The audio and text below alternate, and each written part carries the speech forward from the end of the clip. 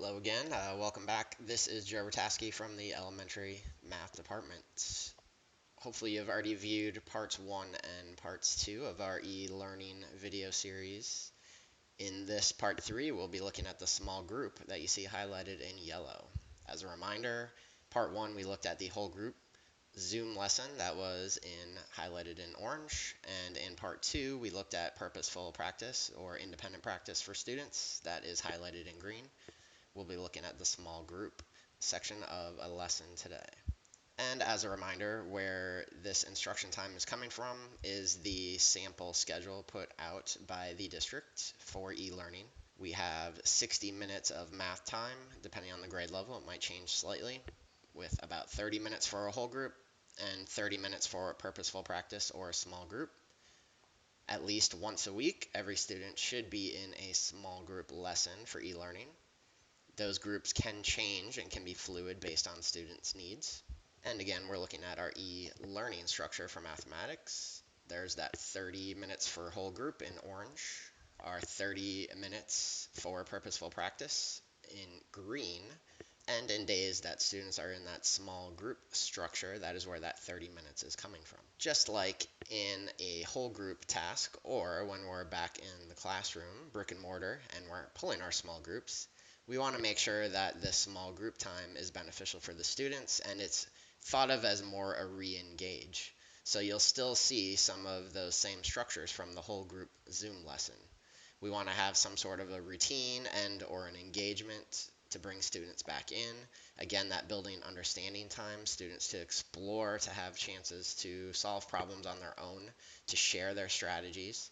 And then a summary of learning, we want that evidence of learning as well. There's not going to be one structure, one format, one resource that you're always going to use for every small group. There are going to be many resources that you can select and choose from. Where can we find those resources? Well, of course, we can turn to our GCGs. Looking at a GCG here, we're back to second grade GCG 1, which was using base 10 models and quick pictures to add 2-digit numbers. We've got our whole group column in orange, our purposeful practice column in green, and now we've moved on to the final column, which is small group resources, highlighted in yellow. You will see an abundance of resources in this column. We know that it would not be possible, be very overwhelming to try and do all of these resources. So these are just suggested resources that could be used in small group setting. Now, of course, originally the GCGs were designed for brick and mortar in-person instruction. Some of these resources will easily lend itself to e-learning. Some of them may be a little bit more challenging, such as some of our games where you're having to cut out cards or things like that. Those might be more difficult to do in an e-learning structure environment.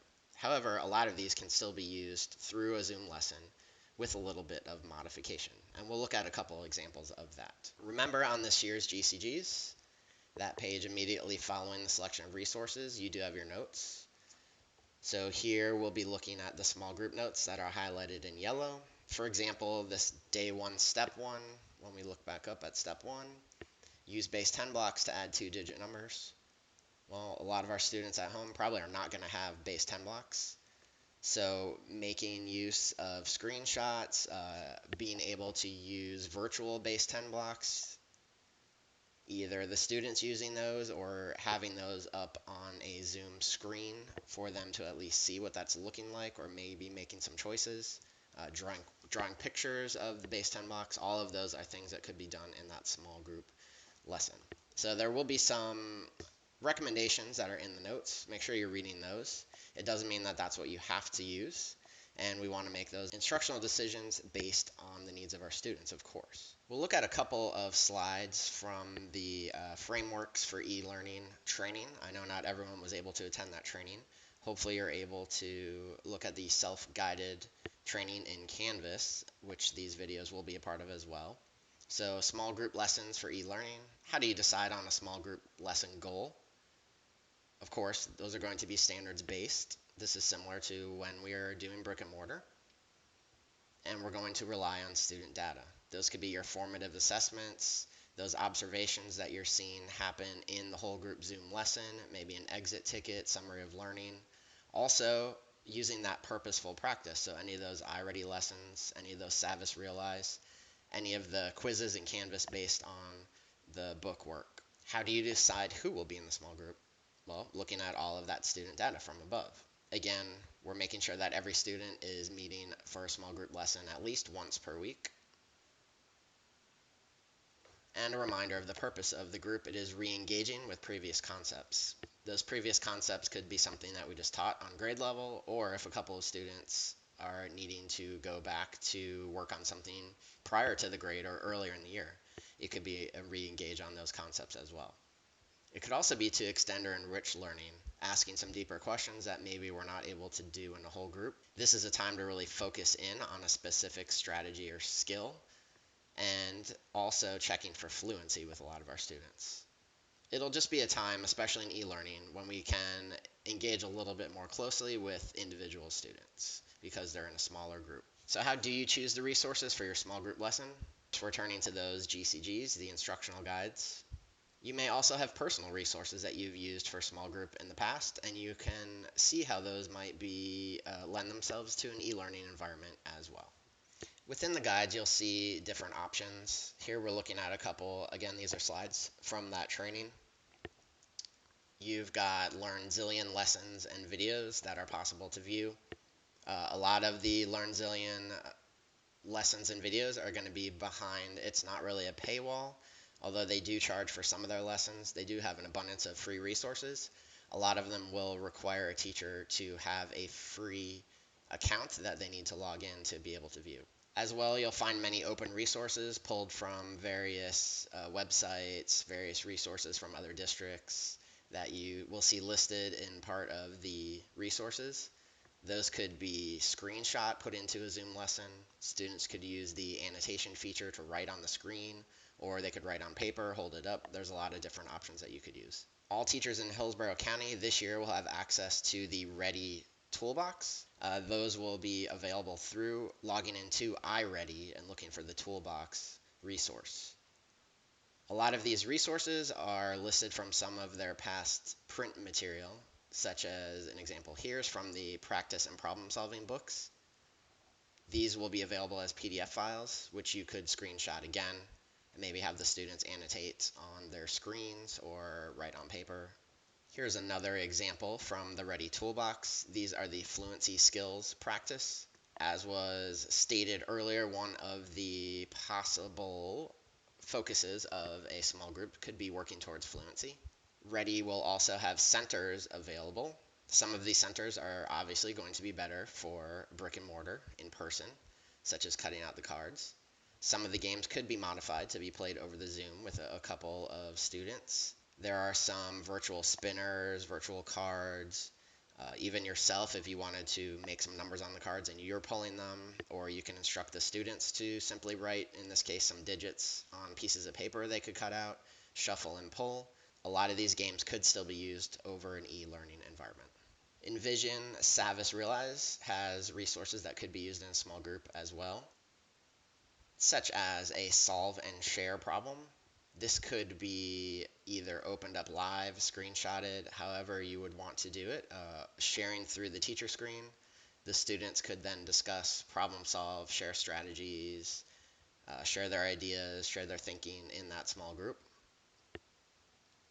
The visual learning animation plus videos could also be shared on screen. Perhaps as a follow-up after you do the solve and share, if it's related, you could flip that around and use that first. Maybe have students view the video as you watch it all together in a small group, have some discussions around what they're seeing in the video, or prepare them to then solve a problem. But a lot of these can definitely be used in a small group setting. Though we do want our small group lessons to model the same structure that we would with a whole group lesson. It is not necessary that a whole PowerPoint be created or anything like that. However, if that is something that you would choose to do, on the elementary math landing page, when you scroll down to the bottom, go to the general resources, and this is a good place just to keep checking as we're adding a lot of resources. We do have a blank small group lesson PowerPoint template here that is available. This looks just like those whole group Zoom lesson templates.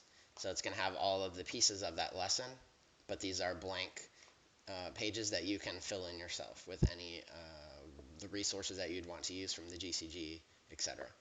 So these can be downloaded right here by clicking on the little document and download a copy.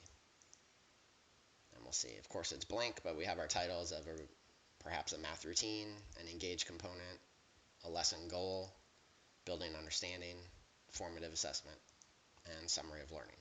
So what might an example of a small group lesson look like? This is using that small group lesson blank template and filling in with some of the resources found on the GCG. Simple engage that we could start out with is one of the videos listed as a resource on the GCG of adding double digits. Right here, I'm not going to play the whole video for you, but you can see how we could open that video up with students to engage them into that thinking of chunking on a number line to add up two-digit numbers.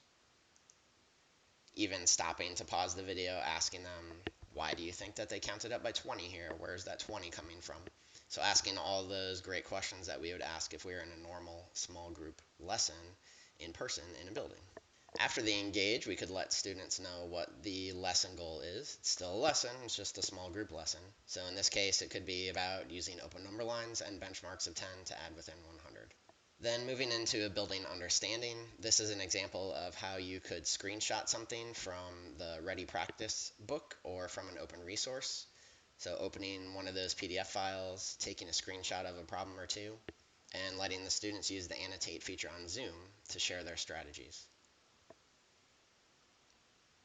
As the teacher host, you can open up a screen that allows students to annotate. Students are selecting those annotate tools, such as text, as drawing, as stamping. You can use that to then spotlight which students are answering something if you want to talk about a particular strategy or point something out. Also in Zoom, there is a polling feature that is available. When you're the host, you should see this polling tool pop up. You could use a poll question here, either a multi-select or a multiple choice, asking students maybe what other numbers would you want to put on this number line? What is your sum going to be? Then maybe following that up with how did you make jumps? What numbers did you use? And having them use the annotate to fill that in. Students could also use the chat feature to answer, simply selecting just the teacher to send a message to, and each of the students in the small group sending you in their answers to whatever question you're asking. It could be the sum of this, it could be what strategy would you use, anything that you want to ask them. This way, with that private message to the host, the teacher host, none of the other students are seeing what their answers are. Many of the resources that you are used to and have used in small group in the past will still be here on the GCGs. You'll see a carryover, such as some of our Engage New York lessons. There are many portions of the lesson that could be used. You've got your fluency practice to build on that. Any of these application problems could be pulled out, put into a PowerPoint. Any of these concept developments, depending on what tools you have available, some of those virtual place value counters we would see might work, or simply just drawing pictures of those. The students could draw those in the annotation or draw on paper or whiteboard and hold up.